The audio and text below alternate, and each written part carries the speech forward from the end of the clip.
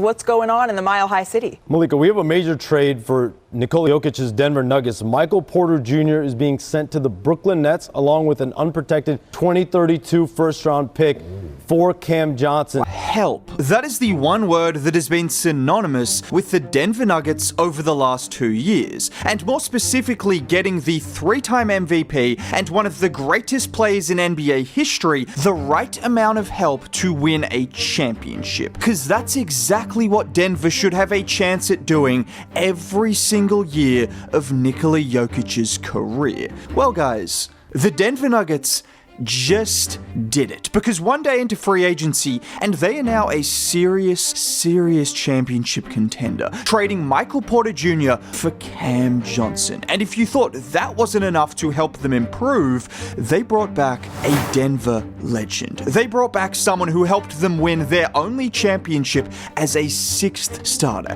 a guy who delivered all throughout the regular season and the playoffs and secured himself as a cult legend. Oh, and they got him for a vet minimum. The same Bruce Brown that got signed to a 2-year, $40 million contract just 2 years ago by the Indiana Pacers is back in Denver on a vet minimum. And he's got a chance to get himself another payday after another year playing alongside Nikola Jokic and after another year of winning a championship. But before we talk about Bruce Brown, Cam Johnson, this right here is the move. This is the shakeup that Denver needed to put themselves back at the top of the Western Conference, to put themselves back in the conversations with OKC. And I saw people suggesting Cam Johnson isn't an upgrade on MPJ offensively. And if you were to just look at the regular season numbers, sure, I could see how you might think that, until you realize one of those guys played alongside Ben Simmons and Day'Ron Sharpe, and the other guy was playing alongside the three-time MVP. And whilst MPJ is a great shooter,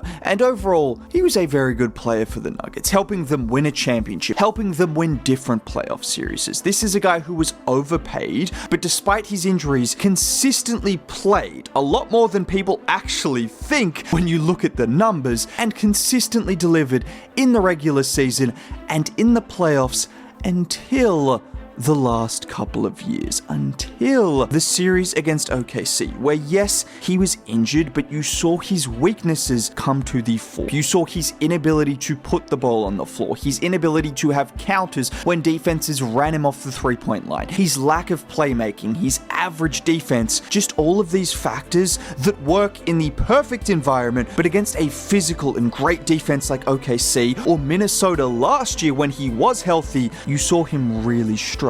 That is where Cam Johnson is going to make a difference. With him being a better ball handler, a better self-creator, a better three-level scorer, and oh, is he a much better playmaker. And this is going to be so crucial in the playoffs if the shot isn't falling. This was the problem with MPJ when his shot wasn't falling. There was literally nothing else he was bringing aside from maybe a little bit of size, but he's not exactly an elite defender. It's the reason the Nuggets closed several playoff games with Bruce Brown instead of him just 2 years ago during their championship run. Well, as much as I love Bruce, they likely won't be needing him to close games instead of Cam Johnson, because he's just got so much to his game. I mean, just look at him here against Aaron Gordon on an island. He goes hard to his right, and then the between the legs dribble into a contested 28-foot three, and it is money. Nuggets fans, that is what you are getting. Look at it, soak it in, absorb it, bask in it, bask in the beauty of Cam Johnson's step-back jumper that you are going to see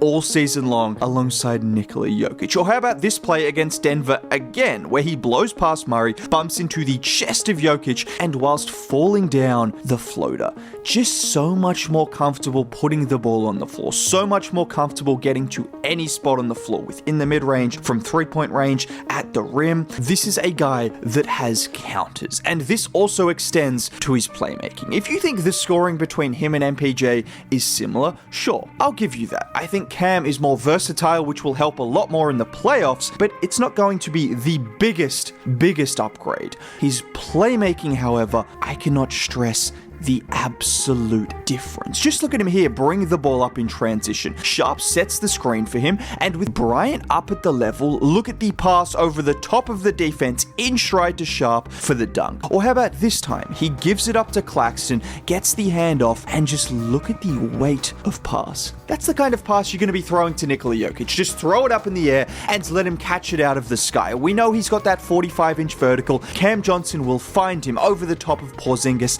It doesn't matter. That's what Cam Johnson can do. Okay, maybe Jokic won't be catching those kind of lobs, but he can also make those kind of passes on the floor as well. Just like here, where he gets the handoff from Simmons, and look at him probe against the defense, forcing Duren to commit, and once Duren commits, he wraps a perfect pass around to Simmons for the layup.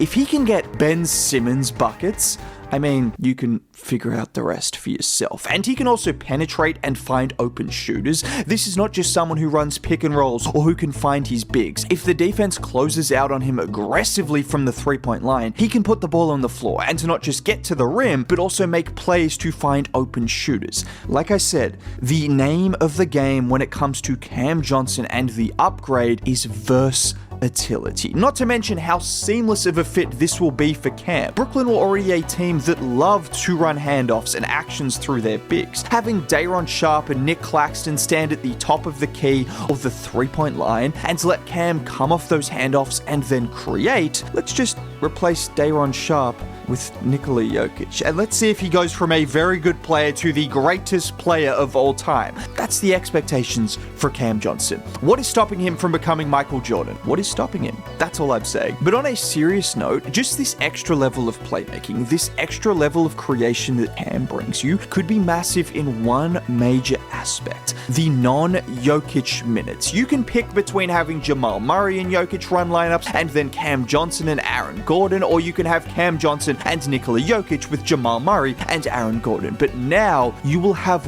one guy who can put the ball on the floor and create consistently. You don't have to stress as much about those non-Jokic minutes because Cam Johnson can do what he does without Jokic on the floor, and this is without mentioning Bruce Brown. Bruce Brown is back in Denver. And if you're a Denver fan, I don't need to tell you what Bruce brings, but in case you forgot, the defense, the cutting, the playmaking, the hustle, the energy, everything you got from Russell Westbrook last year, well, Bruce Brown is just a younger version of that. And more importantly, with all due respect to Russ, who was great for Denver, the shooting. We saw it in the OKC series where you had Peyton Watson, you had Russell Westbrook, you had Michael Porter Jr. struggling, Christian Brown. OKC were allowed to just absolutely help off everyone and collapse the paint against Nikola Jokic. It happened against Minnesota as well. Bruce Brown isn't exactly Cam Johnson from three-point range, if you get my drift, but he is a guy that we saw in the playoffs